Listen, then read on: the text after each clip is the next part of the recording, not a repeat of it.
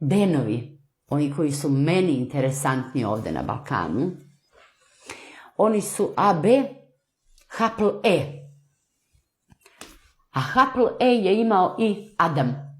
I niko ne može da mi kaže da oni nisu, da su oni su samo preuzeli jevrejsku istoriju, pa su preuzeli Egipat, egipatsku istoriju, odnosno srpsku istoriju, jer smo mi vladali Egiptom. Ali ih odaje genetika. I meni nije jasno kako to da nijedan umni istoričar, istraživač nije došao do tih podataka do kojih sam ja došla ovako kao, da kažem, nepoznata. Znači, Hapl E imaju oni koji nose Adamovu genetiku.